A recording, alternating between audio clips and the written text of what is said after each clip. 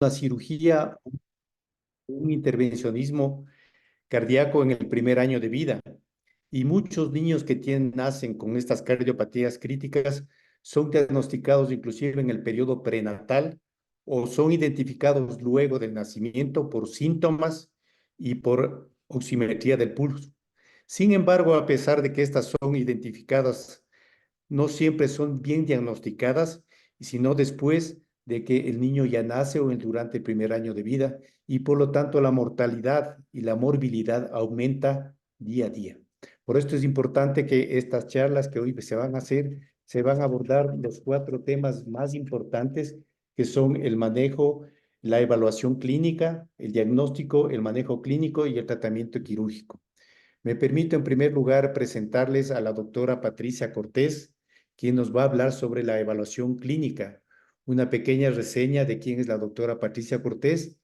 Sus estudios los realizó en la medicina de la Universidad Central del Ecuador. Es pediatra de la Universidad Federal Paraná de Curitiba, Brasil. Es cardióloga pediatra de la Universidad de Sao Paulo, Hospital das Clínicas del INCOR. Es subjefa actualmente del Departamento de Pediatría del Hospital Metropolitano, coordinadora del posgrado de Cuidados Intensivos de la Universidad San Francisco de Quito y es profesora de Cardiología Pediátrica de la Universidad también San Francisco de Quito. La doctora Cortés nos va a hablar sobre la evaluación clínica. Cada uno de los participantes van a disponer de 15 minutos para hacer su disertación. Por favor, doctora Patricia Cortés.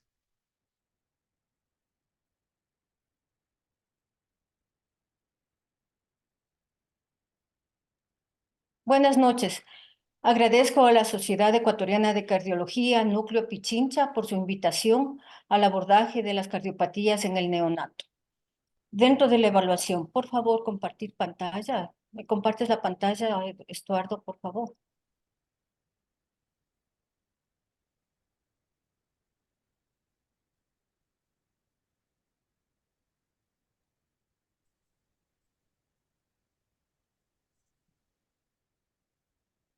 ¿Ya? Ya, gracias.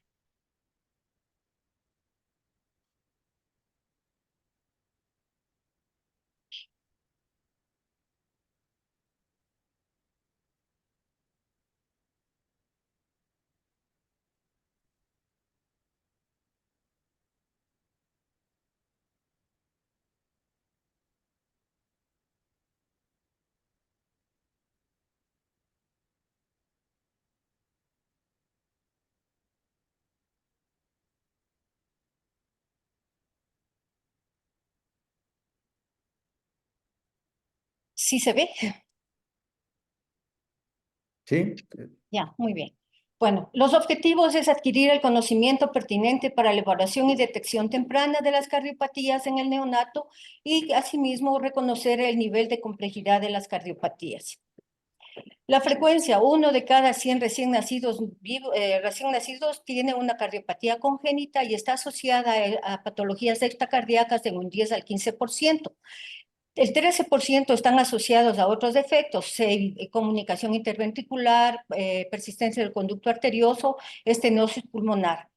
Y están asociadas a anomalías cromosómicas en un 25 a 30%, causa multifactorial muy importante del 70 al 80% y factores ambientales como enfermedades maternas, teratógenos en un 2 al 3%.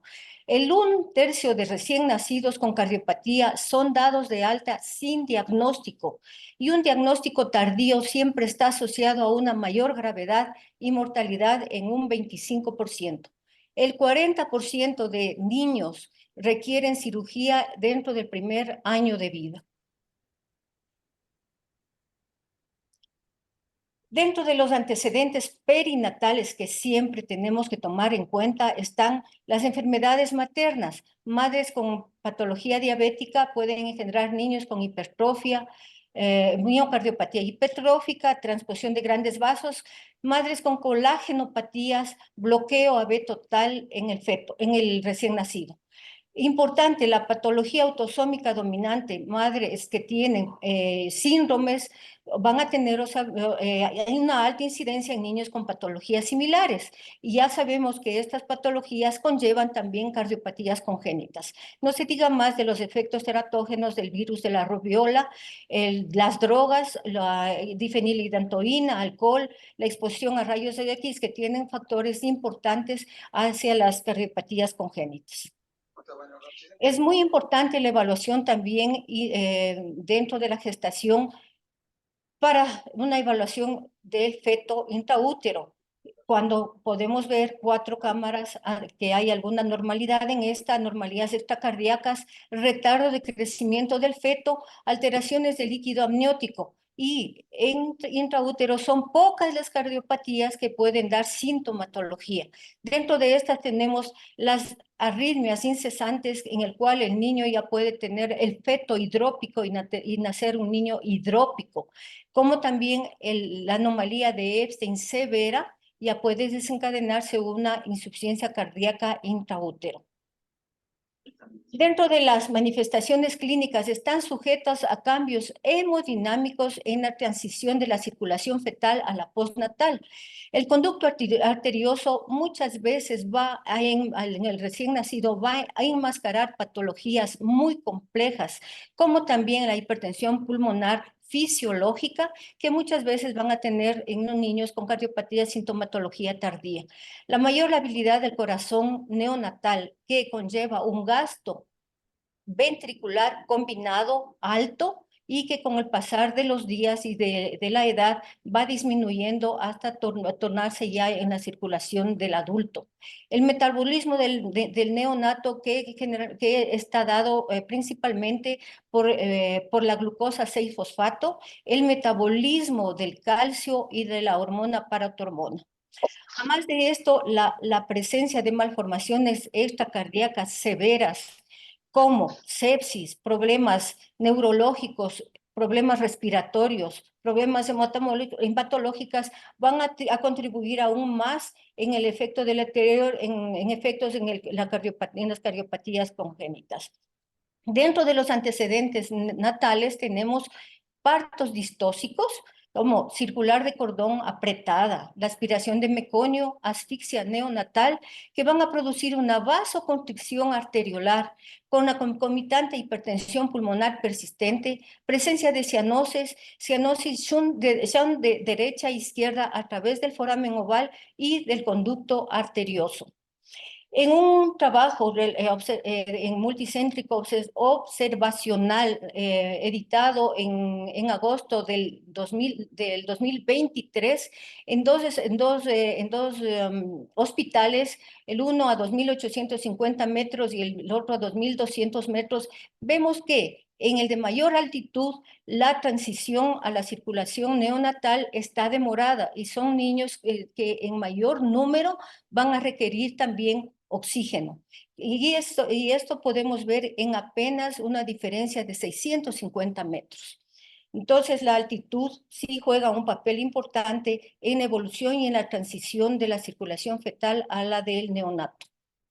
Además de eso, en la etapa postnatal es importante determinar el grado de madurez, si el niño es postérmino, si es a término o prematuro, como también la detección del fenotipo de un síndrome. Así vemos que el síndrome de Williams cursa con cardiopatía, estenosis sub o supravalvular aórtica, la trisomía 13 con alteraciones de septum, al igual que el síndrome de Holt-Oram y el síndrome el síndrome de Down, que un 60% cursa también con cardiopatías como es canal AB total.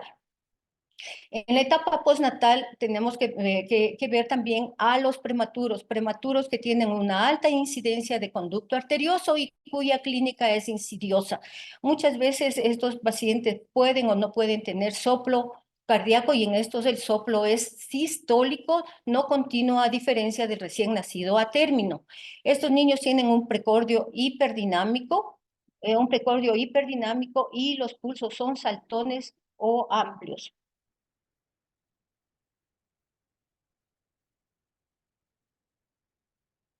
Además de esto, la antropometría importante en el examen físico y signos vitales como la presión arterial que siempre debemos tomar en los niños, frecuencia cardíaca, frecuencia respiratoria y saturación de oxígeno. Importante ver si el niño tiene dificultad respiratoria, taquimia con tiraje intercostal importante, si tiene una apolimia, la respiración rápida, superficial, que encontramos generalmente en las patologías cianóticas con hipoflujo pulmonar. Neonatos con una incidencia cardíaca, ya de insuficiencia cardíaca que tenemos en los que tienen hiperflujo pulmonar y aquellos que tienen dificultad respiratoria con palidez generalizada que encontramos en las patologías del corazón izquierdo obstructivo.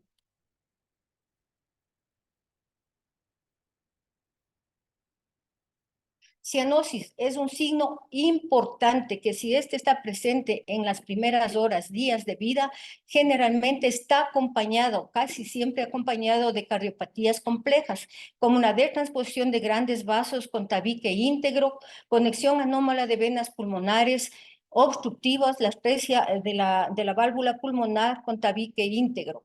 Y la auscultación en el recién nacido, el segundo ruido cardíaco es el más importante. Si encontramos un segundo ruido hipofonético, estos generalmente están asociados a cardiopatías complejas y el segundo ruido hiperfonético, si este es único o puede estar desdoblado. En el recién nacido, generalmente el segundo ruido es único y pueden tener soplo o no soplo cardíaco. Sabemos también que las cardiopatías complejas no están acompañadas de soplos cardíacos.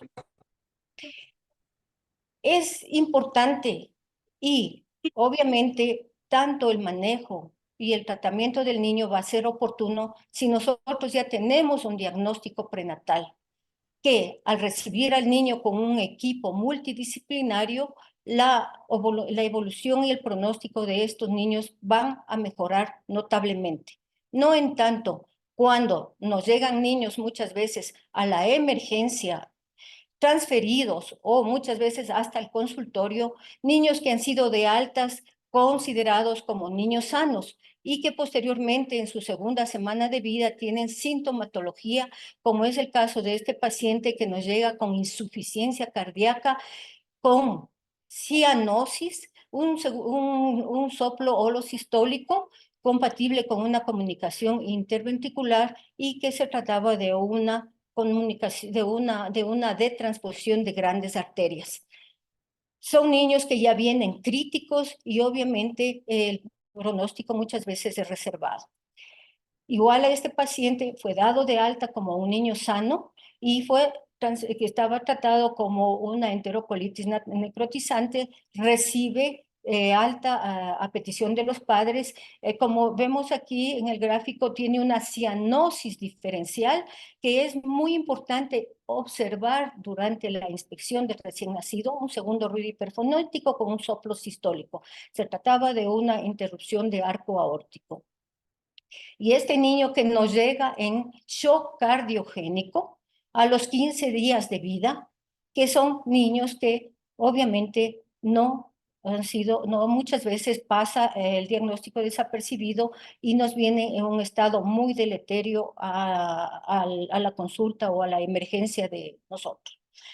Es muy importante tomar en cuenta que una presión arterial y oximetría de pulso normal no van a no van a excluir una cardiopatía. Muchas veces son niños que tienen una coartación de aorta y se han formado muchas colaterales intraútero que al nacimiento del niño puede ser asintomático. Entonces, esto también hay que tomar en cuenta en el examen físico del paciente. De aquí la importancia del screening cardiológico, que ningún niño debe ser dado de alta sin realizarse. Y esto es imperioso que se debe realizar en todos los centros en donde se recibe recién nacidos. Tenemos que colocar el transductor en miembro superior derecho y miembro inferior derecho. Hay varias escuelas. Hay escuelas en las cuales si el niño es desaturado, este niño ya entra a estudio. pero nosotros llevamos el de la Academia Americana de Pediatría, en la cual el niño, si tiene una saturación que con un porcentaje mayor al 4% debe ser tomado saturaciones con un intervalo de 1 hora cada uno, y si persiste este porcentaje desde saturación, el niño tiene que ser estudiado con todos los exámenes pertinentes. Pero si es un niño que tiene saturaciones seguidas con intervalos de 1 hora menor al 90%, tiene que ser niño estudiado con todos los exámenes pertinentes. Es muy importante también en estudios que se han realizado en tesis muchas veces de estudiantes de medicina de pregrado, de posgrado, y cada hospital ya tiene su cohorte, su promedio de saturación en los recién nacidos, y tener en cuenta esto porque la saturación que nosotros tenemos aquí en la altitud, en la moderada altitud que estamos, es totalmente diferente a la del nivel del mar. Por ejemplo, a 2.800 metros, el promedio de la saturación de los niños está en torno de 92 a 93%, lo cual no es igual a lo de nivel del mar. Y esto también hay que tomar en cuenta.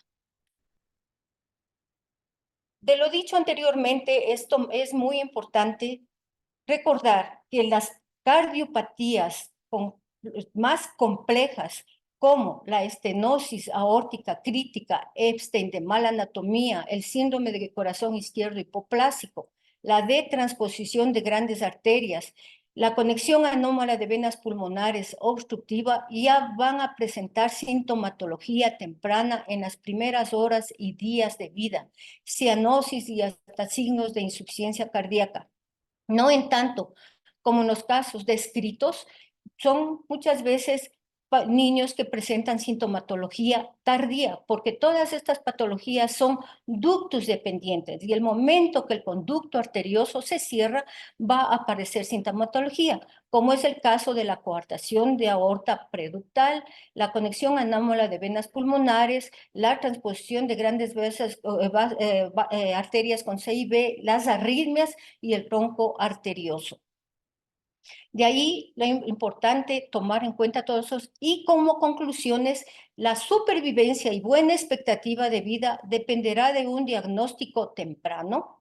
La cianosis en el primer día de vida o posterior es el síntoma clave para descartar una cardiopatía, como transposición de grandes vasos y cardiopatías cianógenas con flujo pulmonar disminuida. Todas estas serán cardiopatías muy complejas. Todo recién nacido debe ser dado de alta con screening cardíaco y presiones arteriales en los 4 miembros, no solamente en un miembro, tienen que ser tomados en los 4 miembros. El recién nacido con soplo cardíaco debe tener seguimiento porque se encuentra en transición hemodinámica, y más aún a niños que han nacido aquí en la altitud. El control pediátrico, en cada control pediátrico debe realizarse en los 8 días de vida, y realizarles a estos niños una oximetría de pulso. Gracias.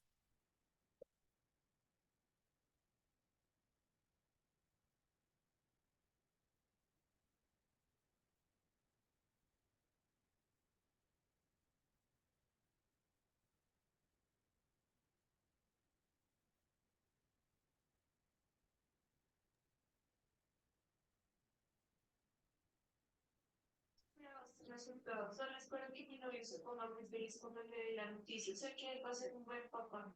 Mi novio piensa que estoy embarazada. Doctor, está con el micrófono apagado.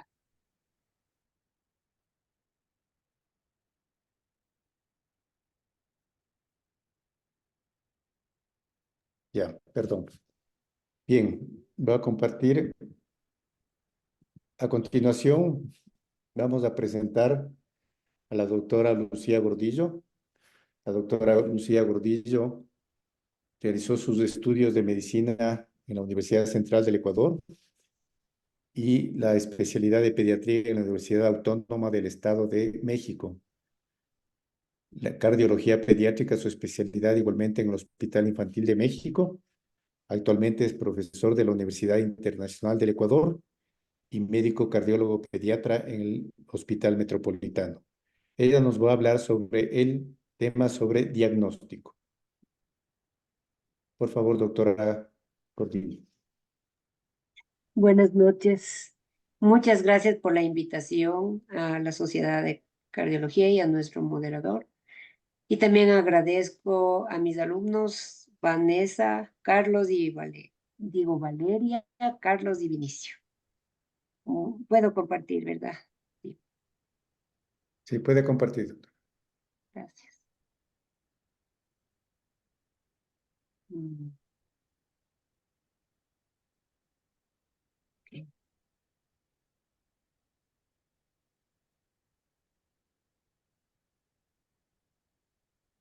Bueno, el enfoque que le voy a dar yo es, después de haber oído en la introducción y la charla que nos dio la doctora Cortés acerca de la meta que tenemos los cardiólogos, que es llegar a un diagnóstico precoz para poderles ofrecer el mejor tratamiento más esperanzante de vida.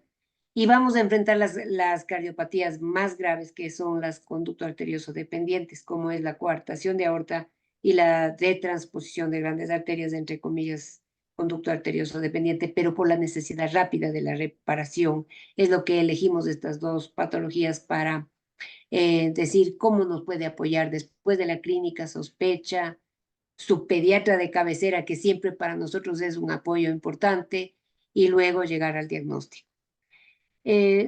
La coartación de aorta, como todos sabemos, es una estrechez de la aorta más a nivel del istmo aórtico que nosotros decimos en relación con el conducto arterioso y distal a la arteria subclavia.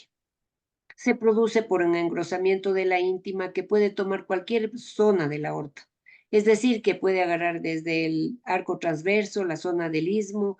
Algunos casos también se han visto en aorta descendente o también debajo del conducto arterioso. Antiguamente le clasificábamos en preductal, ductal y postductal, pero ahora ampliamos un poco nuestra visión para decir que puede complicarse más cuando tiene una disminución en el calibre de la aorta transversa o del istmo aórtico, lo cual va a cambiar el diagnóstico. Hay que recordar que la coartación de aorta puede ser una patología única o puede estar asociada a otras malformaciones y entonces se transforma en un complejo coartacional. Pero casi siempre lo que primero tenemos que hacer es reparar el arco. Entonces, saber que viene con aorta bicúspide, que puede tener estenosis aórtica, que puede acompañar una detransposición de grandes vasos, que casi siempre está con el conducto arterioso permeable, o que puede ser parte del complejo de Schone, o también una doble vía de salida de ventrículo derecho. Todo esto para nosotros es importante cuando hacemos el examen del eco, sobre todo. La coartación es tan traicionera que, si bien podemos, como hemos estado diciendo hasta ahorita, tener la ventaja del diagnóstico prenatal, como en el eco fetal, también no se puede hacer y nos llega en el niño, como nos ha demostrado la doctora. En la literatura se dice que es muy amplio el diagnóstico de coartación de aorta en el ecocardiograma fetal, más fácil, pero en el eco obstétrico se podría decir, va entre un 6 a 40%. Lo que a nosotros nos ayuda es medir el Z-score del istmo aórtico, que debe ser menor de 3. Muchos recién nacidos se consideran normales, como ya se dijo, y luego vienen con los trastornos dados por la patología. Esta patología es importante porque es la quinta cardiopatía más frecuente. Corresponde al 5 a 8% de todos los defectos y tiene una prevalencia de 1 sobre 2.900 nacidos vivos. Es más frecuente en el sexo masculino, de 2 a 1. El 64% de los pacientes manifiestan como una cardiopatía dominante, pero el 36% como una cardiopatía tardía y el 12% acompañados del síndrome de Turner. La primera apoyo que nosotros tenemos en imagen y que tampoco le hacemos de menos es la radiografía de tórax, porque la tenemos en cualquier parte, aunque sea cuando estamos haciendo la rural. Entonces, ¿qué es lo que nos interesa? Que hemos tomado una radiografía de tórax y encontramos cardiomegalia. Y observamos el situs viscerales sólidos, tiene una cardiomegalia y nos empieza a llamar la atención los pulmones, lo cual hay que poner bastante interés porque aquí pareciera flujo pulmonar aumentado, pero en realidad lo que vamos encontrando es congestión venocapilar. Aquí algunos radiólogos nos dijeran, están los pulmones sucios, y no está mal, parece como tuviera intersticio, y esa es la coartación de aorta, que también es una pista para nosotros para decir, tenemos que investigarle más, no pensar que solo es una taquipnea transitoria, que es un pulmón húmedo, no. También pensar que puede tratarse de una cardiopatía grave. El electrocardiograma está indicado en toda evaluación cardiológica. Porque si bien es cierto, aquí en la coartación de aorta es llamativo porque tiene el eje a la derecha, bueno, un poquito hiperdesviado, pero el ventrículo izquierdo está demasiado hipertrofiado. Eso para usted tiene que decir, es patológico. Aquí nos ayudan, y entonces me va a decir, pero ¿cómo si es que es coartación de aorta tiene el ventrículo derecho? Por el recuerdo fetal. Incluso la dilatación de las cámaras derechas en el eco fetal es un indicativo para que nos pongan alerta de buscar coartación de aorta. Porque como nosotros sabemos en la vida fetal, el que predomina es el lado derecho. Y el lado izquierdo está más chiquito, pero si demasiadamente está grande, ya es una señal de alarma para nosotros puntillosamente empezar con el diagnóstico precoz de una cardiopatía congénita. Aquí también observamos la hipertrofia del ventrículo derecho, que sí nos ayuda. Y claro, el ecocardiograma bidimensional con mapeo de flujo color es una herramienta precisa para el diagnóstico de coartación de aorta, pero eso no quita que tenemos que hacer el estudio completo y secuencial como nosotros hacemos. En las vistas subcostales supraesternales son las que más nos ayudan para los recién nacidos, porque vamos a ver el arco aórtico, el istmo, la aorta descendente, y tendremos el apoyo del Doppler color y del Doppler convencional. Aquí tenemos una muestra del libro. Entonces, aorta ascendente, transversa, la subclavia, y se va estrechando hasta que llegas a la coartación como se presenta en el esquema. Pero claro que es más bonito verle de verdad. Entonces, aquí tiene la disminución del calibre, le llama la atención, y la dilatación de la aorta descendente. Pero esto no sucede siempre. Esto es lo maravilloso, ¿no? Cuando usted ve el arco aórtico normal, el flujo está laminar, el arco está amplio, este es un niño sano. Pero cuando es que te llama la atención, cuando va cambiando el tamaño y cómo se estrecha, y el color, cómo te ayuda porque se presenta el aliasing, que después, al nosotros apoyarnos con el Doppler continuo, vamos a obtener los gradientes de aorta, se puede decir, descendente. Voy a ver si le pongo una.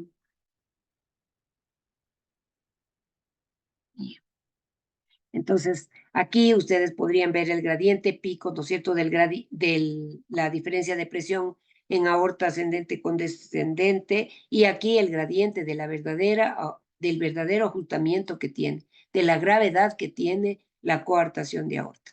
Hay veces en que este gradiente no sale tan fácil, pero no es tan fácil obtener ese gradiente, pero se va a ver un gradiente menos fuerte, y también tener mucho cuidado porque cuando está deteriorada la función ventricular, el Doppler se altera. Entonces tiene que estar el estudio, tanto lo anatómico como lo funcional que nosotros hacemos, tiene que ir coordinado. Y esta es una vista en tiempo real de un arco aórtico donde también tiene un conducto arterioso grande, ¿no? Lo que a veces nos puede hacer confundir que se trate de una coartación. En este caso sí fue una coartación más un conducto arterioso grande en un niño con transposición de grandes vasos.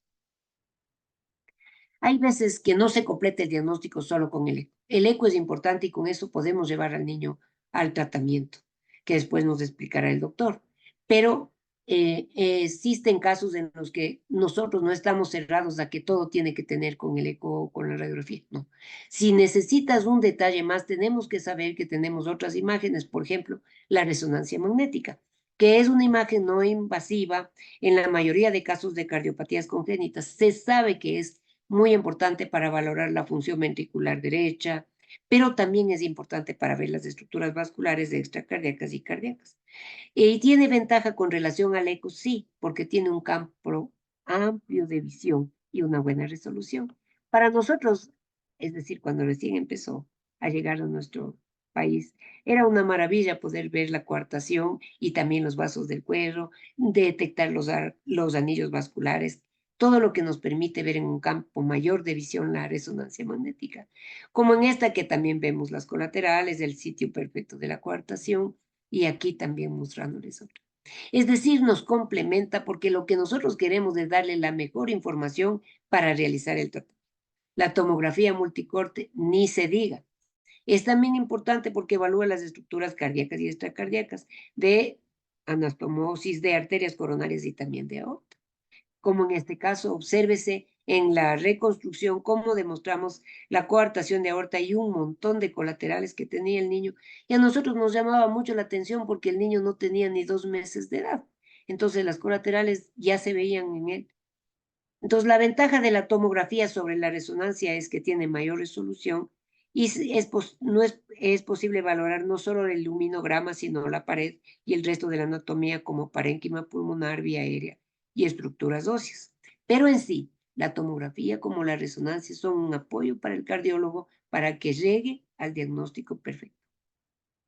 Y ahora vamos a hablar de la transposición de grandes arterias, que es un reto, porque como dijo la doctora Cortés, no las cardiopatías más graves tienen soplo, y esta es una de ellas. Puede presentarse sin soplo. Consiste en una discordancia ventrículo arterial, donde el ventrículo morfológicamente derecho situado a la derecha emerge la aorta, y del morfológicamente izquierdo situado a la izquierda emerge la pulmonar. Y ahí se produce la circulación en paralelo y el problema que tienen. Generalmente se encuentra acompañada de una CIA o foramen oval y a veces también del CIB. Obviamente el conducto arterioso está todavía abierto porque el niño está recién nacido. Constituye una cardiopatía importante porque es la segunda en incidencia después de la tetralogía de Fallot en patologías cianóticas y predomina el sexo masculino 2 por 1. En esta diapositiva les presento tristemente una pieza anatómica de corazón y pulmón donde la pinza está en la aorta que se encuentra anterior porque están haciendo del ventrículo derecho. La radiografía de todos. Una vez que le sospechamos, ¿qué le pedimos? Lo que más a mano tenemos, que es la radiografía de todos. Nos ayuda, sí, cuando los niños leen los libros. Se presenta como dicen los libros. Es decir, afectado el pedículo vascular porque las arterias no están cruzadas, sino anterior y posterior. Entonces el pedículo se hace estrecho y el corazón aparenta ser un huevito. ¿Qué nos llama la atención? El flujo pulmonar, porque estamos enfrentando una detransposición sin estenosis. Y aquí también es como si fuera del libro, el pedículo estrecho, la cardiomegalia y el flujo pulmonar aumentado. Aquí poniéndoles mnemotecnia para decir lo que describen los libros. Y aquí también, aunque el niño es de verdad, pero se ve hay veces que ve, por ejemplo, aquí el pedículo ya no es estrecho. Entonces, no siempre la radiografía tiene que ser así, pero ya es llamativa porque tiene un situsólitos, porque el corazón está más grande y porque los pulmones están muy llamativos, como en este caso. El electrocardiograma. El electrocardiograma nos presentará fuerzas derechas, no es tan llamativo como la coartación de aorta. No se le considera un apoyo tan patognomónico como en otros casos, pero es nuestra obligación realizar porque nos va a ayudar para el ritmo. Por ejemplo, en la LTGA encontraremos o el PR prolongado o el PR corto, y ya nos dará una pista también para el diagnóstico. Entonces es importante que hagamos un electrocardiograma cuando evaluamos a un paciente. Y sabemos que el ecocardiograma es la técnica de imagen para decir que nuestro niño se encuentra con transposición de ganglios. Como hemos dicho anteriormente, el análisis segmentario para nosotros es importante. Tenemos que evaluar si es que estamos trabajando con situs sólidos visceral y si es que estamos ante una correcta conexión de las venas sistémicas y pulmonares, cómo está la CIA o el foramen oval, dónde está localizado, qué trabajo tiene, es restrictivo o no restrictivo, y si tiene cómo están las válvulas auriculoventriculares y las semilunares, si es que existen problemas añadidos a las válvulas auriculoventriculares, la función ventricular y la morfología del ventrículo, la CIB, su localización, si es que es única o múltiple, y también ahí ver la dirección del flujo. También nosotros cuando examinamos una CIB amplia, por ejemplo, vemos si es que existe un cierto cabalgamiento de la pulmonar sobre el CIB y también determinamos la anatomía y el origen de las coronarias, porque si queremos una cirugía de corrección total anatómica es importante que demos ese dato para nuestro doctor. Evaluar el arco aórtico, aunque sabemos que es raro, más de un 5% pero puede existir patología de arco en una detransposición de grandes arterias. Entonces empezamos con el modo bidimensional y encontramos en el paresternal eje largo la disposición de los vasos que llamativamente el vaso que está posterior da una curva y corresponde a la arteria pulmonar conectado con el ventrículo izquierdo. Y aquí tenemos el vaso anterior que vendría a ser la arteria aorta. En tiempo real, fíjese. Los dos vasos encañonados, ¿no es cierto? Ahí observas también las semilunares y les observas del mismo tamaño. Esto es esperanzante para nosotros porque decimos es bueno. Y luego nos vamos a aplicación del color, entonces flujo laminar, observa cómo están los vasos y la disposición en cañón, que decimos nosotros, ¿no? Cuando examino en la vista subcostal, que es tan importante cuando vemos un recién nacido, encuentra la conexión del ventrículo izquierdo con la arteria pulmonar, porque la arteria abre sus brazos. Entonces tienes las dos ramas pulmonares, es la que está conectada con el ventrículo izquierdo, esto es una detransposición. Y esta es una imagen de eco, donde es como la angiografía. Estás viendo el ventrículo morfológicamente derecho conectado con la aorta. El análisis de los vasos para nosotros también es importante, así como el informe que tenemos que entregar. Aquí tiene un niño normal, con su aorta y su arteria pulmonar abrazadas, como es debido. Aquí tiene sus dos ramas pulmonares, pero en cambio cuando ve como gafas o como el cañón de una escopeta que dicen los libros, la aorta es anterior y la pulmonar posterior. Puede estar un poquito a la derecha, puede estar así lado a lado. Lo que nos interesa a nosotros también es ver cómo están las válvulas semilunares, que deben estar alineadas para darle menos trabajo al doctor, al cirujano, cuando lleve las coronarias, que de todas maneras son para nosotros nuestra obligación tratar de ver, como en este caso nosotros sabemos que pueden haber alteraciones en las coronarias y aquí tienes un ostium único del que nace la coronaria izquierda y la derecha. Como decíamos, la CIA debe ser evaluada. Aquí tienes un pequeñito, menos de 4 milímetros, como es el correcto, y el flujo muy estrecho, capaz de derecha a izquierda. En cambio, aquí un flujo perfecto, grande, cortocircuito de izquierda a derecha, que está manteniendo, se puede decir, la circulación en paralelo que se ha producido por la patología. Y aquí la doctora y el doctor les explicará cómo tenemos que enfrentar cuando presenta una pequeña CIA. Cuando analizamos nosotros el septum interventricular, por lo que decíamos que puede acompañarse de una CIB, aquí tienen la vista subcostal un septum dudoso, se puede decir, y los dos vasos en mal posición. Pero aquí sí puedes descubrir un pequeño defecto septal interventricular, que es la obligación del ecocardiografista, a ver cuántas comunicaciones tiene, dónde está la comunicación, cómo está relacionada, como observamos aquí. Mire, la arteria pulmonar relacionada con el defecto septal interventricular cabalga un poquito y encima tiene insuficiencia de la válvula semilunar. Es importante el grado de cabalgamiento y, como decíamos también, la morfología de las válvulas auriculoventriculares, como se ve aquí en la apical de 4 cámaras. Podrías también estudiar en paresternal eje corto si es que no hubieras sacado los músculos papilares. Y las válvulas auriculoventriculares, para el interés consiste en que pueden estorbarle al médico cuando cierra la CIB. En cambio, aquí observando la morfología del ventrículo para ver si todavía está apto para recibir el cambio estructural anatómico que va a hacer el doctor. Es decir, la meta del estudio ecocardiográfico es ofrecer los mejores datos más completos para que el equipo que hemos conformado de clínicos y cirujanos o hemodinamistas llegue al éxito del niño con la mejor decisión del tratamiento. Muchas gracias por su atención.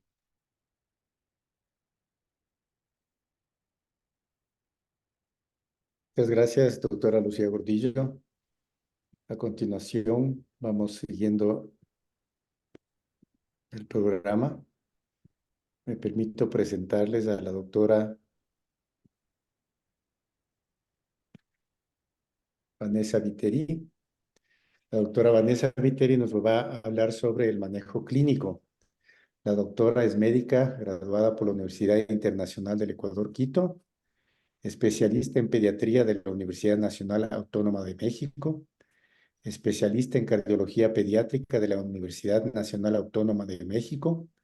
Ha realizado un curso de alta especialidad en medicina, ecocardiografía pediátrica en la Universidad Nacional Autónoma de México y actualmente es médico tratante del Hospital Pediátrico Bacortiz.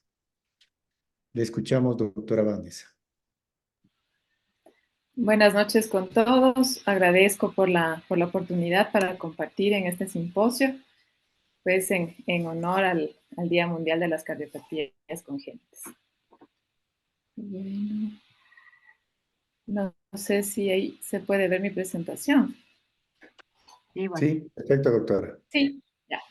Bueno, entonces yo voy a hablar sobre el manejo clínico del neonato con sospecha de cardiopatía congénita. Bueno, como ya habíamos hablado y dicho en las presentaciones anteriores, las cardiopatías congénitas constituyen el 30% de las malformaciones, o sea, son comunes, con un promedio teórico de 8 a 10 por cada 1000 recién nacidos vivos. En cerca de la mitad de los pacientes esta anomalía va a ser lo suficientemente grave como para requerir un tratamiento paliativo o correctivo durante el primer año de vida. Los avances en el diagnóstico, el manejo preoperatorio, la cirugía cardíaca, el intervencionismo y el manejo intensivo postquirúrgico han permitido que los neonatos tengan mejores resultados y mejor sobrevida. Sin embargo, pues todavía hay muchos aspectos en los que debemos trabajar y mejorar, sobre todo en el diagnóstico prenatal y el diagnóstico temprano.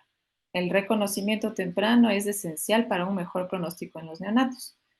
Debido pues, a nuestros sistemas de salud, muchos de estos neonatos permanecerán días o incluso semanas en espera del traslado a una unidad con capacidad resolutiva.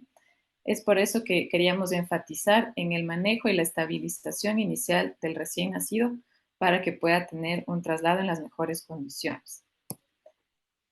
Al nacimiento, el neonato no muestra signos físicos de alarma. Habíamos dicho, tiene cortocircuitos ampliamente abiertos con el conducto arterioso, el foramen oval permeable y también las resistencias vasculares pulmonares elevadas.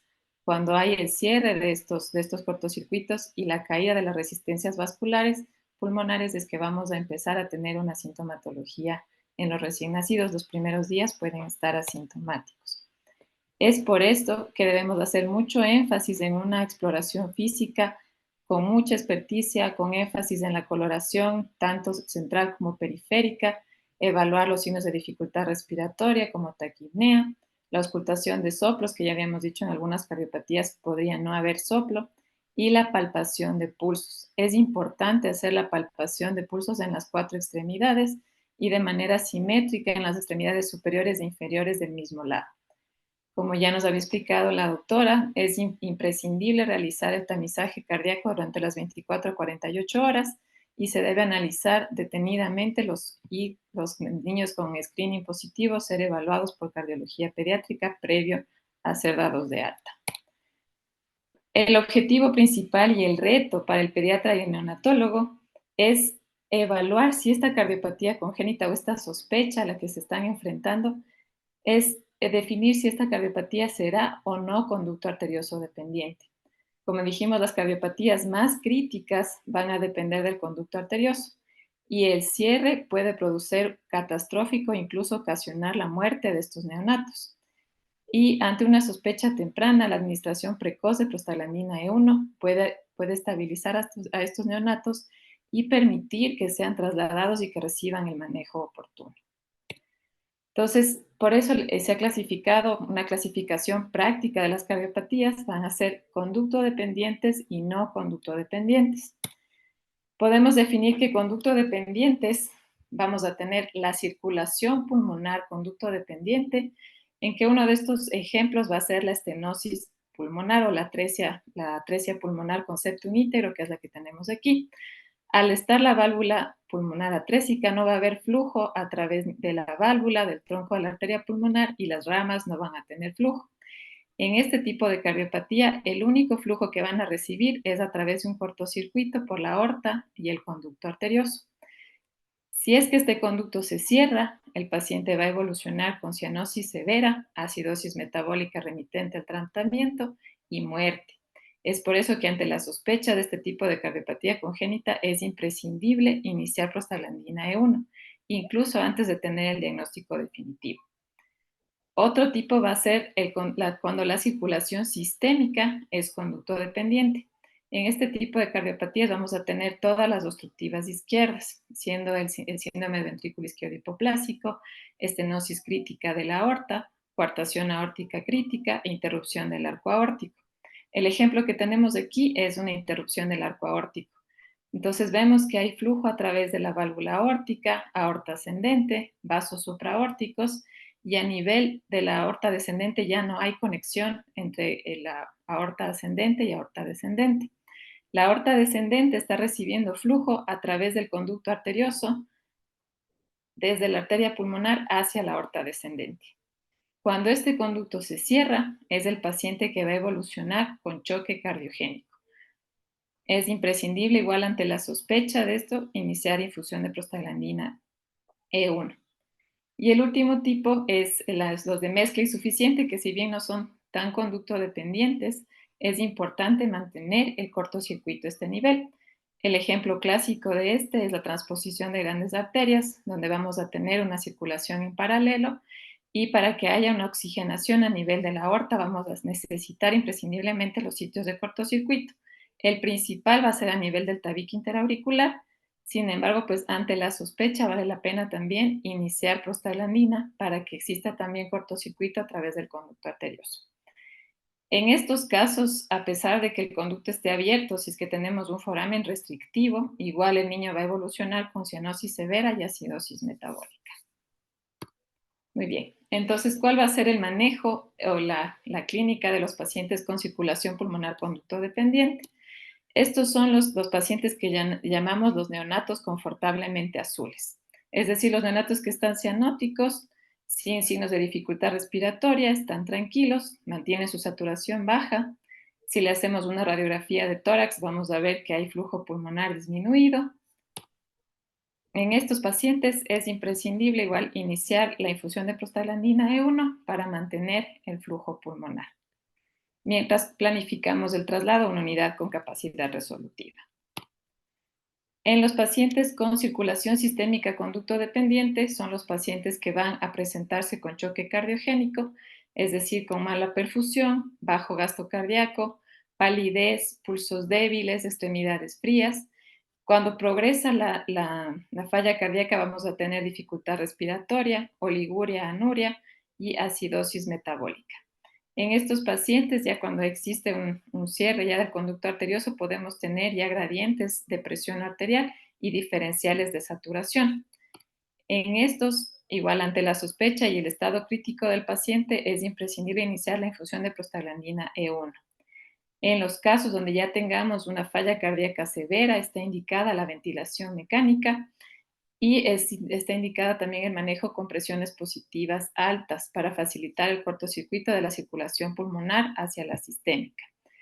También, si tenemos ya datos de falla cardíaca, está indicado el uso de inotrópicos, diuréticos y el manejo de la acidosis metabólica. En las cardiopatías con mezcla insuficiente, que ya habíamos dicho la transposición de grandes arterias, es importante en esta cardiopatía tomar en cuenta que el sitio principal de mezcla va a ser a través del foramen oval. Si este foramen oval está restrictivo, a pesar de mantener el conducto arterioso permeable, este paciente va a tener una mala evolución. Entonces, estos son los pacientes que tenemos que tener muy en cuenta, que necesitan una derivación urgente y probablemente una intervención urgente.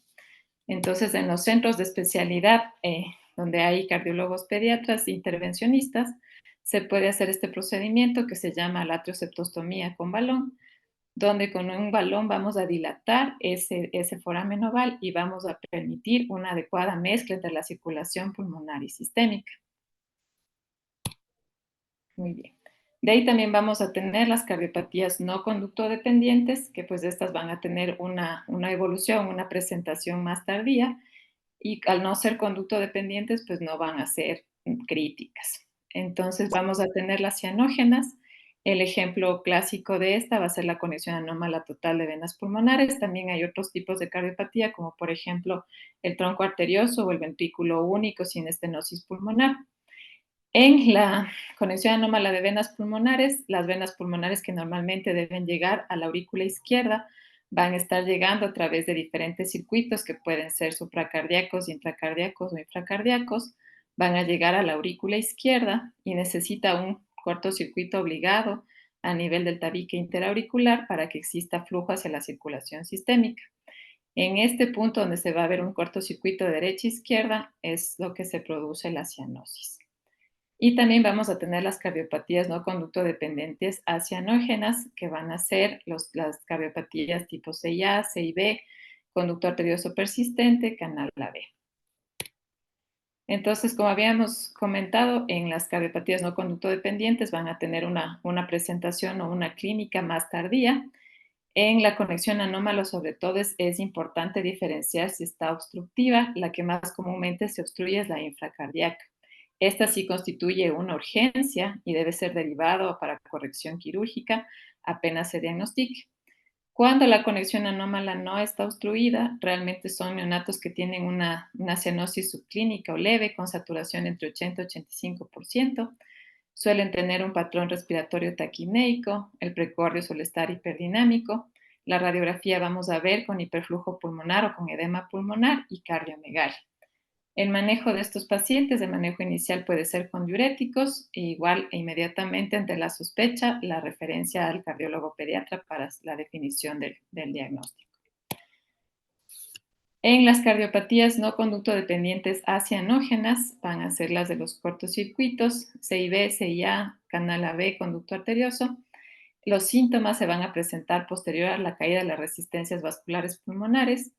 Van a tener un patrón respiratorio caracterizado por taquipnea. Si es que tienen un poco de saturación y se les administra oxígeno, estas son las cardiopatías que van a responder a oxigenoterapia. Por la alta demanda metabólica, estos pacientes van a tener mala ganancia de peso y cuando hacemos una radiografía de tórax vamos a ver que tenemos flujo pulmonar aumentado y cardiomegalia. En el manejo de estos pacientes se recomienda mantener una saturación en el 88 al 92%. Esto es para evitar el uso excesivo de oxígeno. El oxígeno es un potente vasodilatador pulmonar. Entonces, al ser esta es un tipo de cardiopatía de hiperflujo pulmonar, al vasodilatar vamos a empeorar la congestión pulmonar y la sintomatología del paciente. Está indicado el uso de diuréticos. Se debe también indicar restricción hídrica para líquidos intravenosos, más no para líquidos vía oral. Se recomienda una alimentación hipercalórica para lograr una adecuada ganancia de peso. En muy pocos casos, los neonatos con este tipo de cardiopatía no toleran el hiperflujo y requieren alguna intervención en el periodo neonatal. En muy pocos casos, la mayoría logran salir y ganar un poco de peso y planificarse la corrección quirúrgica meses posterior. También quise nombrar este tipo de cardiopatía que también sería con hipoperfusión, pero no conducto dependiente. En estas también se van a presentar de manera tardía, tienen un debut clínico más insidioso y son pues complicaciones que puede haber en el periodo neonatal, como por ejemplo miocarditis secundaria a sepsis, puede ser también miocardiopatías, origen anómalo de coronarias, taquiarritmopatía, bloqueo AB congénito, y estas vamos a verlas con una cardiomegalia importante, con un índice cardíaco mayor de 0.65 y el manejo va a ser con inotrópicos y con diuréticos. Entonces, eso como tomando en cuenta la clínica de cada cardiopatía. De ahí el manejo general que podemos dar al paciente con cardiopatía congénita va a ser primero el soporte ventilatorio. No todos los pacientes con diagnóstico de cardiopatía congénita necesitan ventilación mecánica. Si tenemos un paciente cianótico respirando tranquilo, puede permanecer pues, sin soporte ventilatorio. Se recomienda mantener una saturación mínima de 75%, que es lo recomendable para mantener una adecuada oxigenación a nivel cerebral. Si es que nuestro paciente tiene una saturación más bajita de eso, sí se recomienda aporte con oxígeno para lograr una saturación más de 75%. Si es que tenemos un neonato ya con signos de mayor dificultad respiratoria, distrés respiratorio, taquipnea, sí se recomienda algún soporte ventilatorio, puede ser no invasivo o con ventilación positiva. Si ya tenemos un paciente críticamente enfermo en estado de choque, pues sí se recomienda la ventilación mecánica invasiva para estabilizarle al paciente y lograr un traslado en las mejores condiciones generales. El soporte nutricional, aquí es importante recordar que igual el hecho de ser sospechoso o diagnosticado de cardiopatía congénita no contraindica la alimentación en los neonatos. Si existe una buena perfusión a nivel intestinal, el paciente puede recibir su alimentación y en cambio si es que existe alguna contraindicación para alimentación enteral, se debe iniciar nutrición parenteral. Porque estos son pacientes que van a ser sometidos a procedimientos invasivos o procedimientos quirúrgicos y necesitan un adecuado soporte nutricional para tener una mejor evolución durante estos procedimientos. De ahí también necesitamos mantener un equilibrio interno, es decir, tenemos que manejar los desequilibrios hidroelectrolíticos porque estos van a predisponer al desarrollo de arritmias. Entonces tenemos que corregir. Al igual que el manejo de acidosis se puede realizar a través de la ventilación o con infusión de bicarbonato. También se recomienda evitar la anemia. El hematocrito sugerido a mantener es en el 40%, en las cardiopatías cianógenas idealmente es al 45%. Dentro del manejo farmacológico vamos a tener, se puede manejar con diuréticos en los niños con cardiopatías con hiperflujo pulmonar. El manejo de inotrópicos, igual el paciente que tiene diagnóstico o sospecha de cardiopatía congénita no es igual a que requiere inotrópicos. Vamos a utilizar inotrópicos solo cuando hay signos de choque cardiogénico, hipoperfusión, y los medicamentos sugeridos en neonatos va a ser dobutamina y dopamina a 5 a 20 microgramos kilogramo minuto, dependiendo de la clínica del paciente. Y por último tenemos la prostaglandina E1, que como habíamos mencionado, ante la sospecha de una cardiopatía conducto dependiente, se debe iniciar el manejo independientemente de si tenemos el diagnóstico definitivo o no. Muy bien, entonces la prostaglandina E1 es un vasodilatador arteriolar, evita el cierre del conducto arterioso y la agregación plaquetaria. Si nosotros hacemos un diagnóstico oportuno y temprano, podemos iniciarle a una dosis baja que va a ser de 0.01 a 0.05 microgramos por kilo minuto. Así evitamos los efectos adversos. En cambio, si tenemos un paciente ya crítico, grave, en estado de choque, podemos utilizar una dosis de carga, 0.1 microgramos kilogramo minuto, durante 1 hora para acelerar o provocar la apertura del conducto arterioso. Dentro de los efectos adversos que debemos de estar prevenidos cuando iniciamos esta infusión, pues los más comunes van a ser apnea, fiebre, hipotensión y rash. Debemos de estar prevenidos para manejar estas complicaciones. Los menos comunes van a ser bradicardia, hipotensión. Y los relacionados al uso crónico van a ser obstrucción gástrica y la osteocondritis. Muy bien. Entonces, como un resumen que les dice aquí, vamos a ver según la clínica de la cardiopatía y el manejo que le vamos a dar. Entonces, las cardiopatías conducto dependientes van a estar aquí. La cardiopatía con conducto dependiente, que la circulación pulmonar va a ser conducto dependiente, vamos a iniciar prostaglandina si no tengamos el diagnóstico definitivo, vamos a mantener saturaciones sobre 75%, esta cardiopatía no requiere restricción hídrica y vamos a tramitar el traslado a la unidad respectiva para la resolución. Si tenemos la circulación sistémica conducto dependiente, de igual manera vamos a iniciar prostaglandina, vamos a permitir o tolerar saturaciones mayores a 75%. Si ya tenemos signos de falla cardíaca, esta sí va a necesitar restricción hídrica, manejo con inotrópicos, ventilación con PEP alto para favorecer el cortocircuito de la circulación pulmonar hacia la circulación sistémica y vamos a tramitar el traslado. De la mezcla conducto dependiente, igual vamos a iniciar prostaglandina, vamos a requerir saturaciones mayores de 75% y vamos a estar muy pendientes de la evolución de este neonato y la probable necesidad de atrioseptostomía. Este neonato también debe ser tramitado su traslado de manera urgente. Las cardiopatías no conducto dependientes, pues las cianógenas de flujo pulmonar aumentado, vamos a iniciar diuréticos, vamos a tolerar saturaciones mayores al 75% y vamos a solicitar la valoración por cardiología pediátrica. Si tenemos una cardiopatía acianógena de flujo pulmonar aumentado, vamos a iniciar diuréticos, vamos a tolerar saturaciones entre 88 y 92 para evitar el uso innecesario de oxígeno y las complicaciones que ya habíamos mencionado. Va a requerir restricción hídrica y la valoración por cardiología pediátrica. Entonces, dentro de las conclusiones, es el manejo inicial y estabilización del neonato con sospecha de cardiopatía congénita mejora su sobrevida. Ante la sospecha de cardiopatía congénita conducto dependiente, se debe iniciar prostaglandina E1. La evaluación y el ecocardiograma por cardiología pediátrica constituyen el gold estándar y en el diagnóstico de cardiopatía congénita. Todos los pacientes con sospecha o hallazgos sugestivos de cardiopatía congénita deben ser evaluados por cardiología pediátrica. Y por último les quería poner esto, que es con motivo del Día de las Cardiopatías Congénitas, pues recordarles para los pacientes, para las familias y para los médicos que trabajamos con estos pacientes, pues de este día se trata mucho más de cosas, de regalos y todo por el Día de San Valentín. Para nosotros es evaluar, mirar atrás y ver todas las historias de esperanza y de supervivencia que vivimos cada día y que tenemos que seguir trabajando para que estos niños tengan un mejor manejo y un mejor pronóstico. Muchas gracias.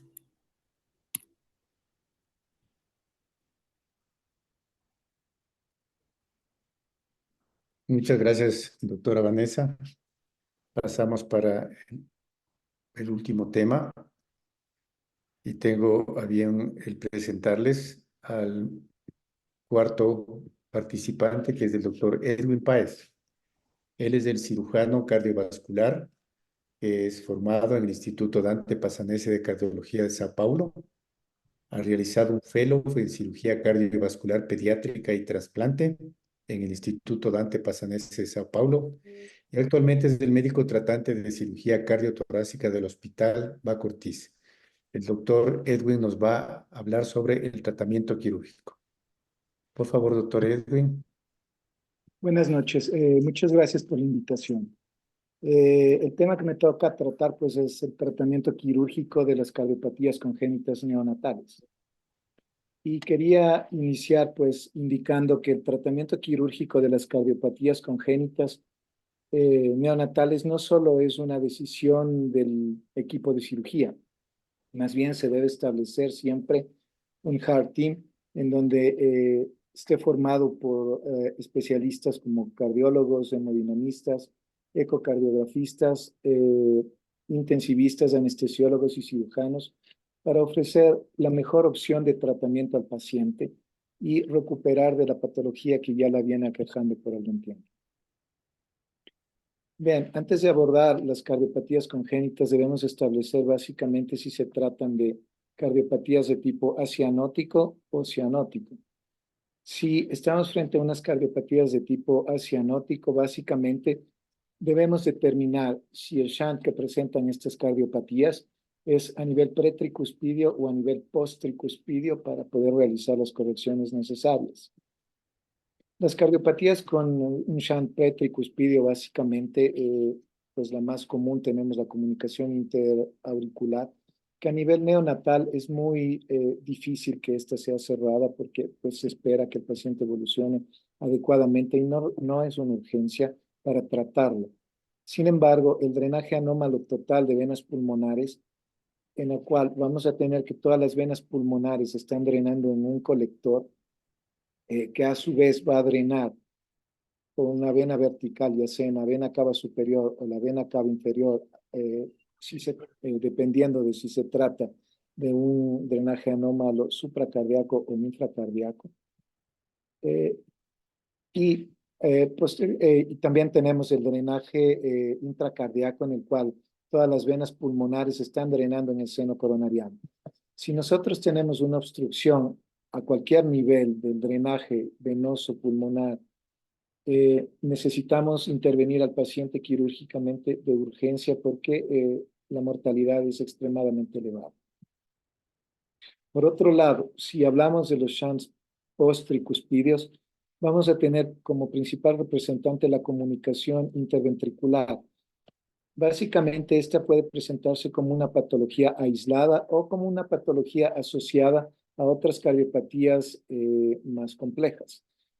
Cuando tenemos una comunicación interventricular en el neonato como patología aislada, el cierre de la misma depende de varios factores.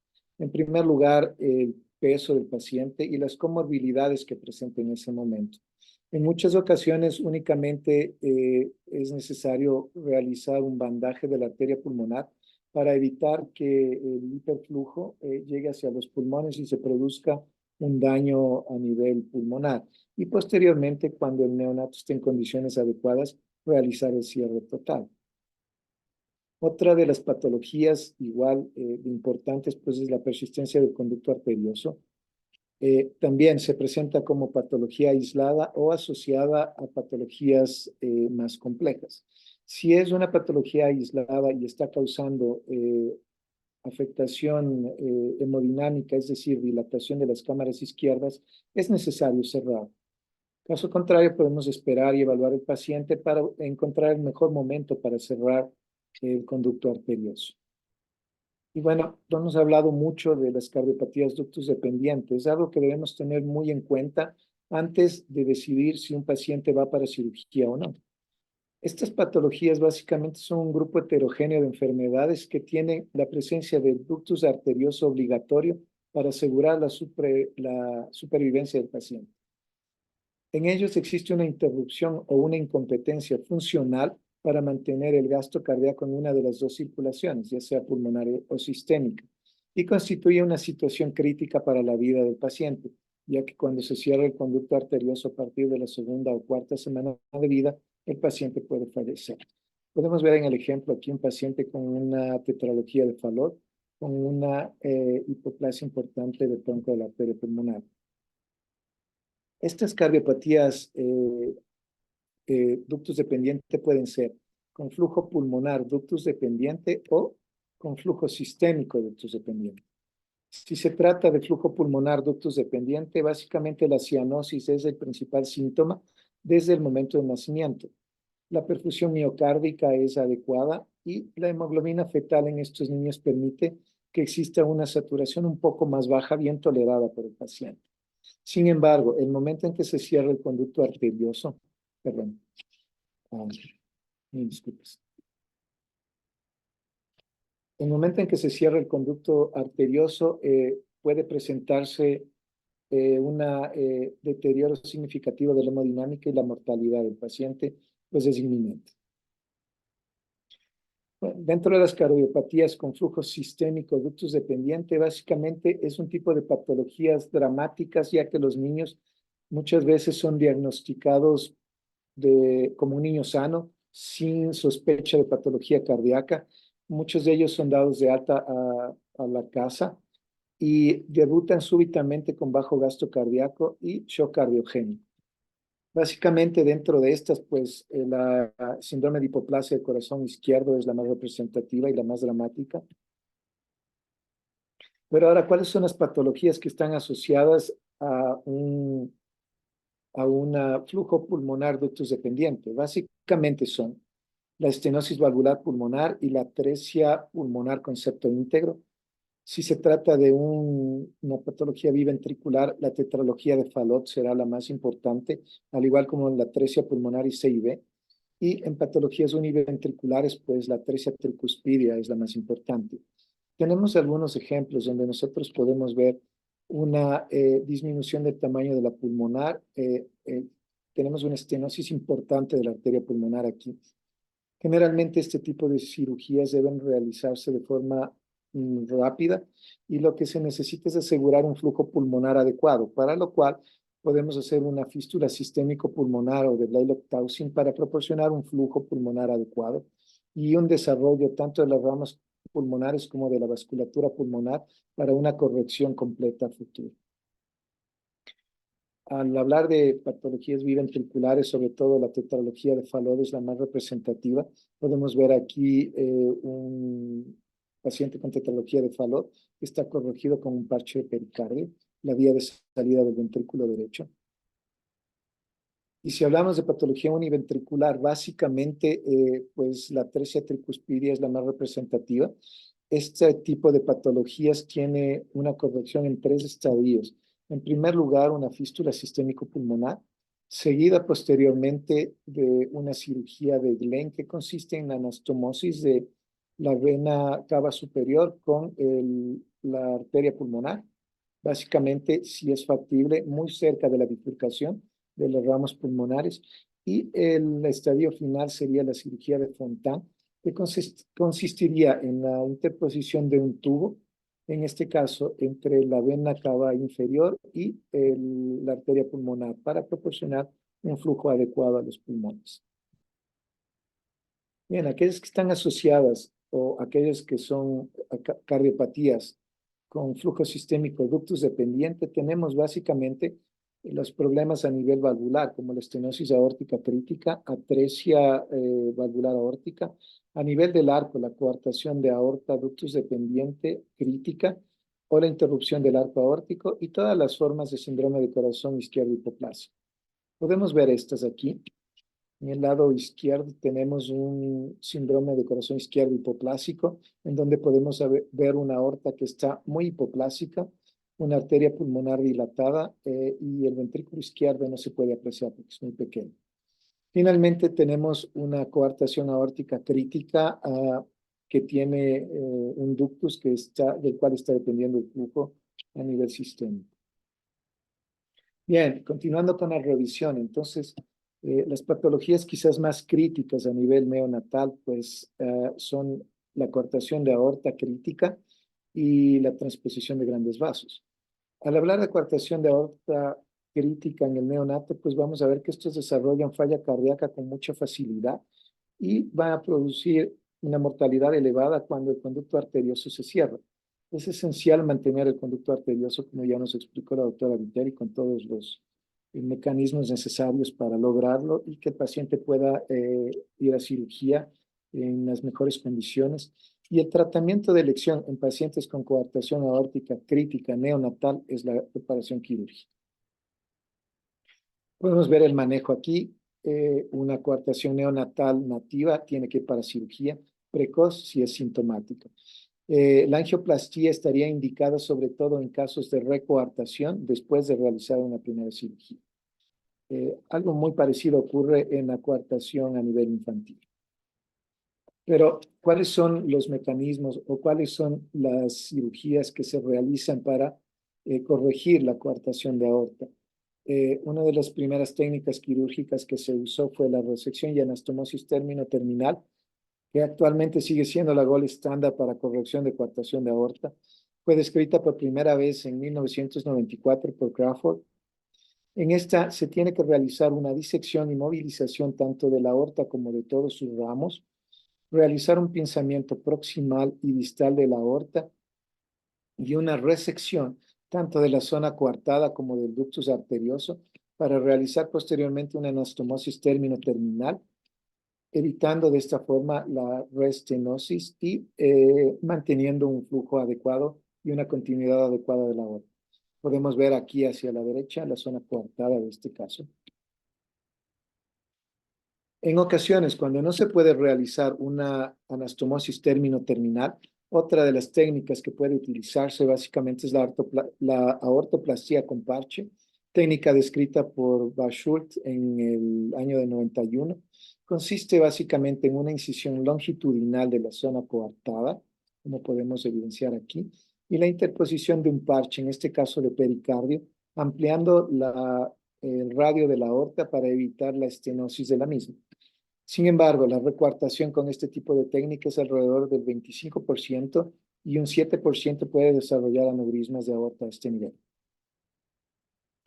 Otra técnica que se describe es la ortoplastia con flap de subclavia, usada hace mucho tiempo. Creo que actualmente ningún equipo quirúrgico usa este tipo de técnica.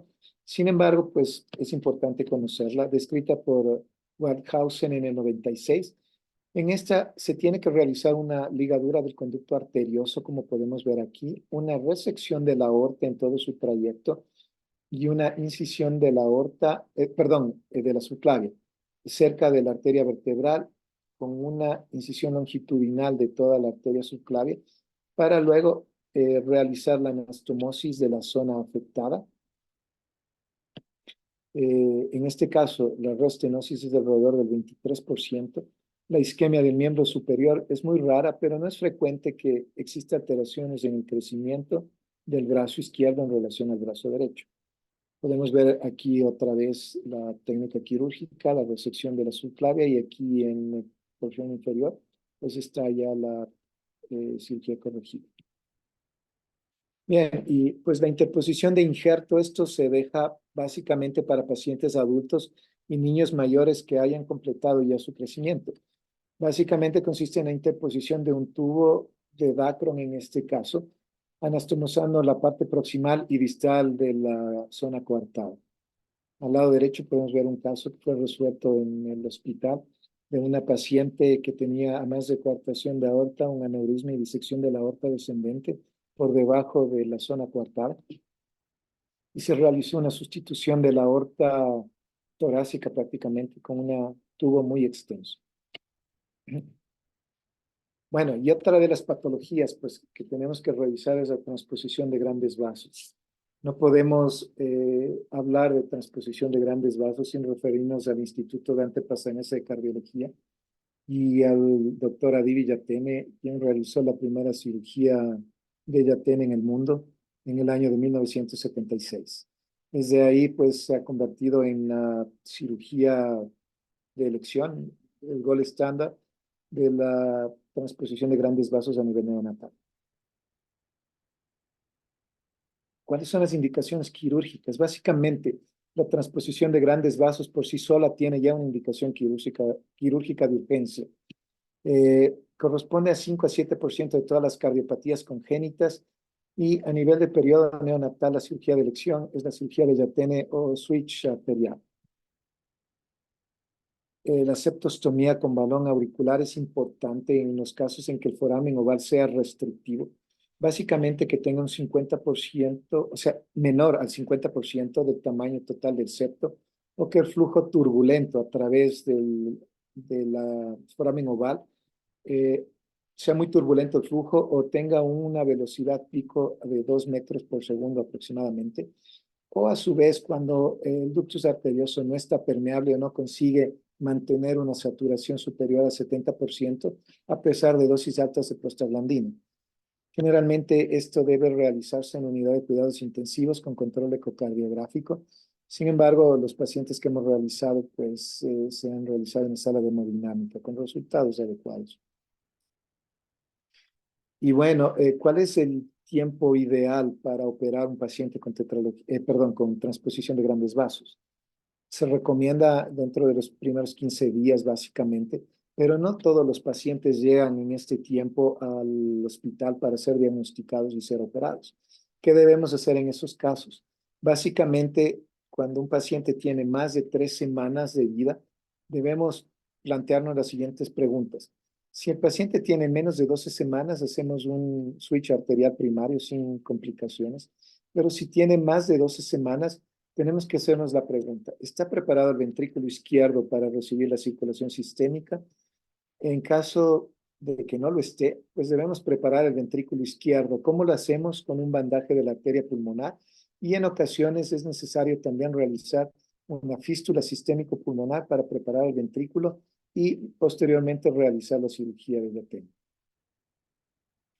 Bueno, pues el tiempo, mientras más tiempo espera el ventrículo izquierdo para ser corregido, existe más la posibilidad de que pierda su capacidad de adaptación para mantener la circulación sistémica.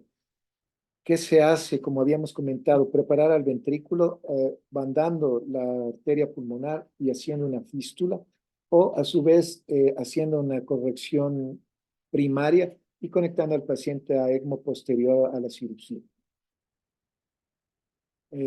¿Cuándo debemos preparar el ventrículo izquierdo? Básicamente cuando la masa ventricular sea igual o menor a 35 gramos por metro cuadrado, cuando el tabique ventricular esté abombado hacia la izquierda del ventrículo izquierdo y la presión ventricular izquierda sea menor que el 66% de la circulación sistémica. En esos casos es fundamental preparar el ventrículo izquierdo, caso contrario va a fracasar el procedimiento quirúrgico.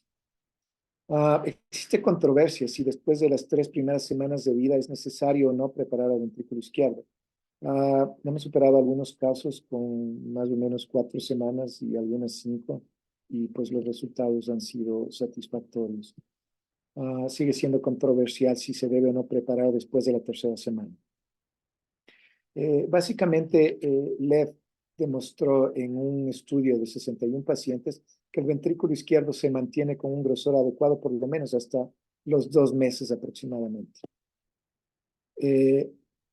Bueno, pero si tenemos que preparar al ventrículo izquierdo, ¿cuánto tiempo debemos esperar para hacer la corrección total?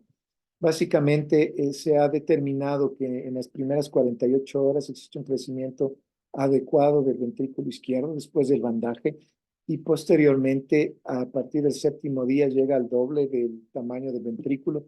Por lo tanto, existen muchas series en las cuales se indica un tiempo de espera de aproximadamente 7 a 10 días después del bandaje de la arteria pulmonar para realizar una corrección primaria sin mayores complicaciones.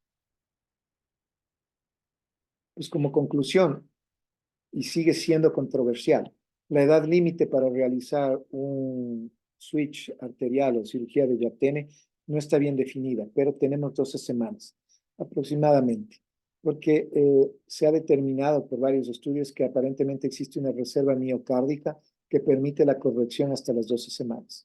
Por encima de esa edad, los pacientes deben ser preparados, ya sea con bandaje de la pulmonar, con el paciente corregido primariamente y después conectado a ECMO, o con la realización de una corrección a nivel auricular, un switch auricular.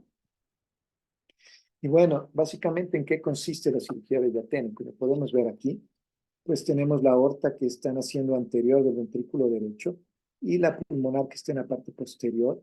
Lo que vamos a hacer es seccionar tanto la aorta como la arteria pulmonar. Tenemos la aorta aquí y la arteria pulmonar detrás. Vamos a resecar los botones coronarios, izquierdo y derecho, y anastomosar a la neoaorta, que ahora pues, estará en la parte posterior.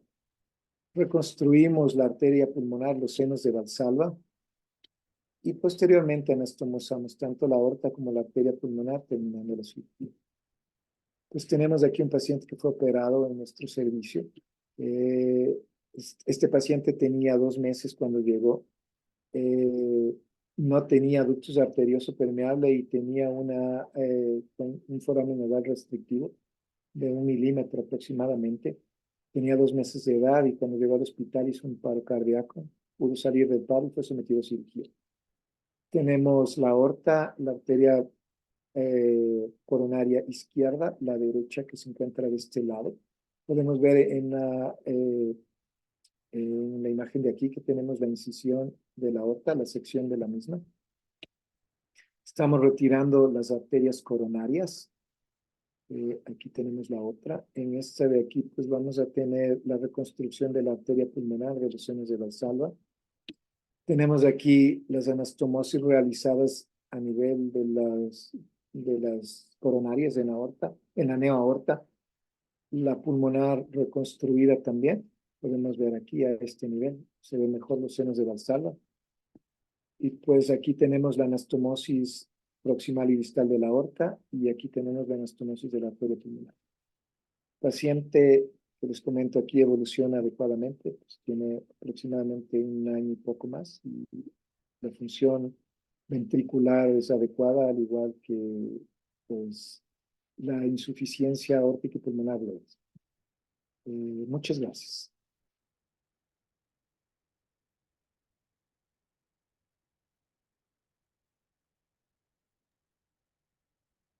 Muchas gracias, doctor Edwin Páez, por su conferencia.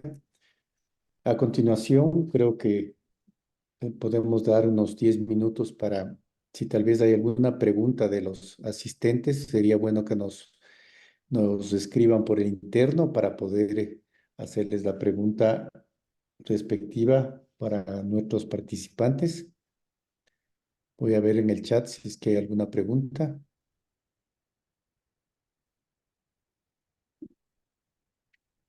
Bueno, no existe ninguna, entonces creo que yo voy a hacer unas preguntas muy cortas a cada uno de los participantes al simposio.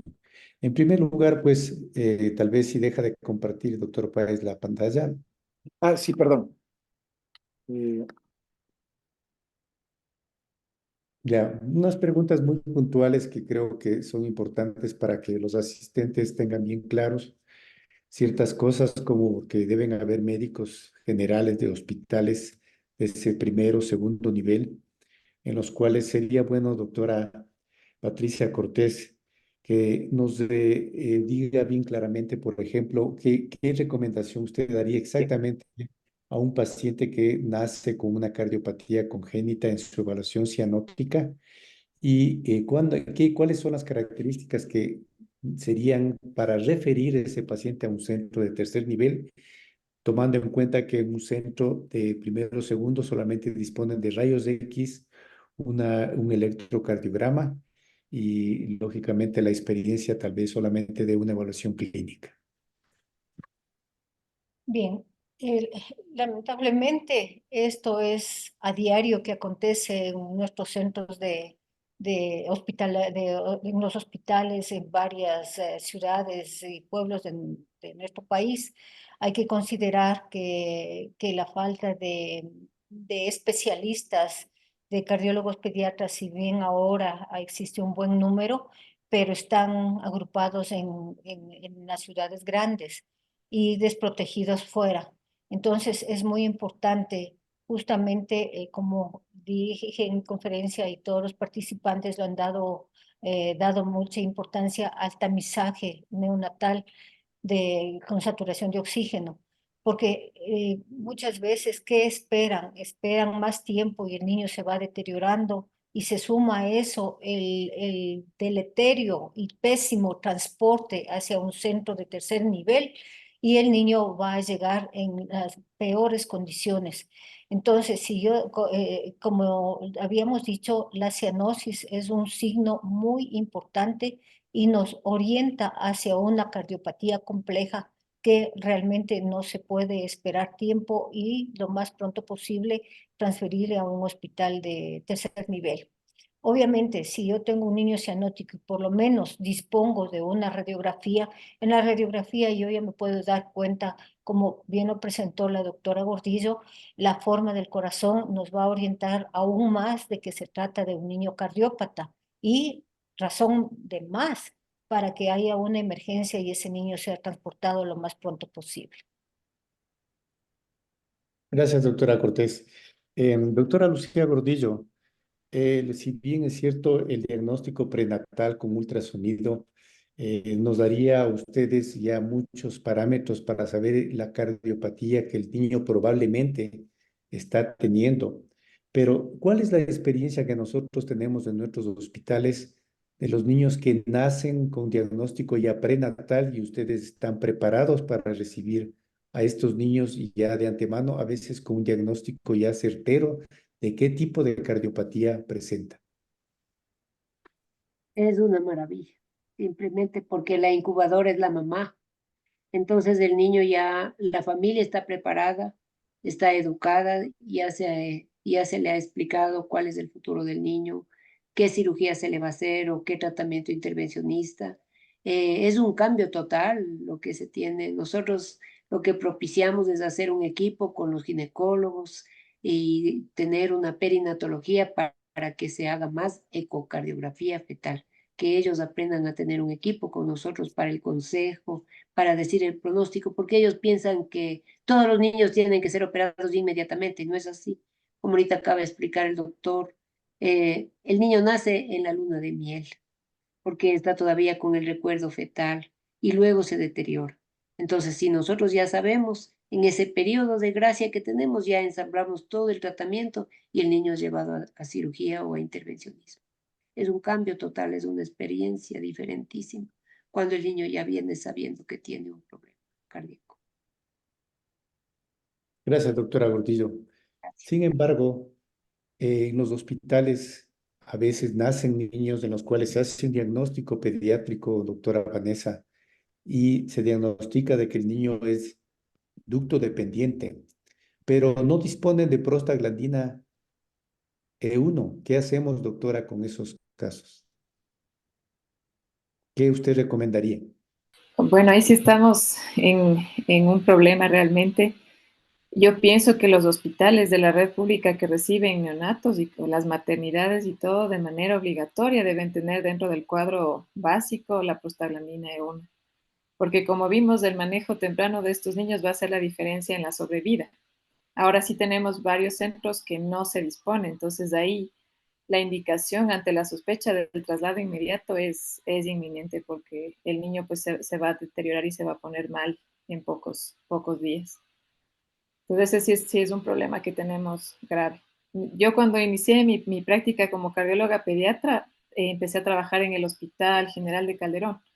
Ahí se recibe neonatos y empezamos a tener diagnósticos de cardiopatías conducto-dependientes y tuvimos que hacer un montón de papeles, anexos y todo. Y al final nos aprobaron la prostaglandina como parte del cuadro básico de medicación. Entonces, sí es un poquito que nos toca a cada uno desde la trinchera que está a hacer la lucha para conseguir esta medicación que es importante en el manejo de estos niños. Y si no disponemos, es estar intensos y gestionando el traslado oportuno de estos niños. ¿Alguna alternativa de medicación para, en vez de la prostaglandina que se utilizaba o se puede utilizar? No, es la única medicación. Ajá, Perfecto, exactamente. ujú. Doctor Edwin Páez, usted nos dio una conferencia sobre el tratamiento quirúrgico, obviamente, de las patologías más frecuentes y de los más graves que deben ser abordadas en el neonato, porque existen otras igualmente que son también graves, pero que pueden hasta esperar algún tiempo hasta que se haga algún intervencionismo, inclusive y diferir un poco la cirugía con cirugías paliativas. Usted nos habló de la transposición de grandes arterias con la técnica de Yatene, que bien lo dijo quién fue el idealizador de esta técnica. ¿Quedó un espacio para la técnica de Senning a nivel arterial o que Mustard están realizando ocasionalmente en algún tipo de pacientes o ya es una técnica que está ya desechada como tal y solamente hacer la técnica de Yatene? Ah, bueno, muchas gracias. Bueno, la técnica de Yatene es usada principalmente a nivel neonatal como la técnica de elección.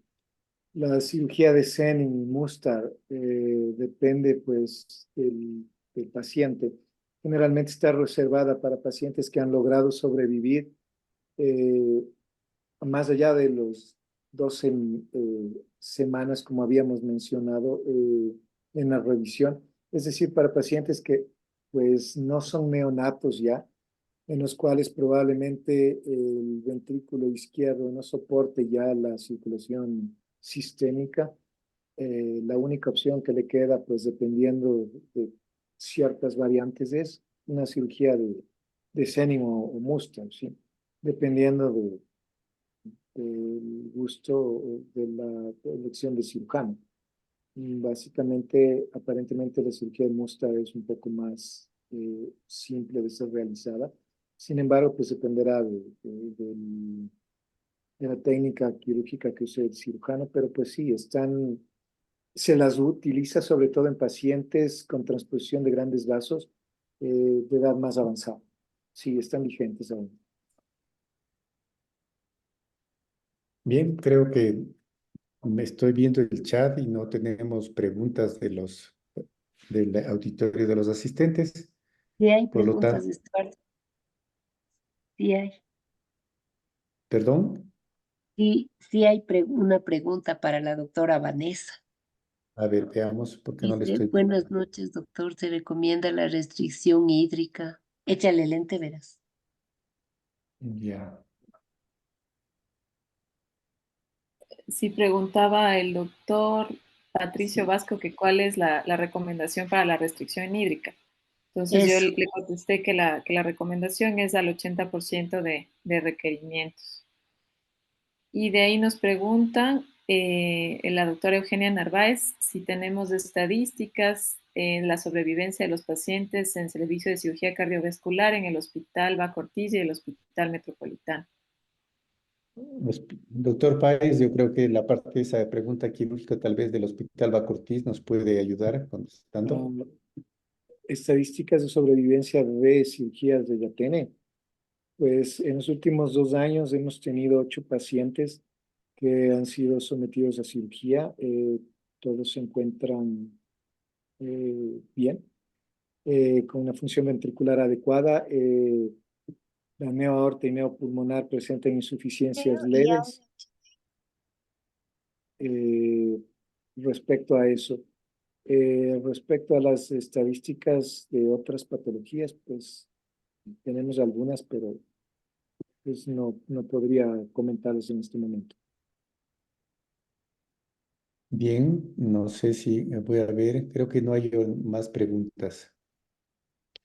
Bueno, creo que no nos toca sino agradecerles a todos los participantes por sus excelentes presentaciones y en este día de las cardiopatías congénitas igualmente un augurio para que todos en sus centros hospitalarios sigamos adelante y viendo por los niños y pudiendo solucionar estos defectos congénitos que se presentan. Yo les agradezco a todos por su participación y damos por cerrado este simposio. Muchas gracias. Muchas gracias. Gracias.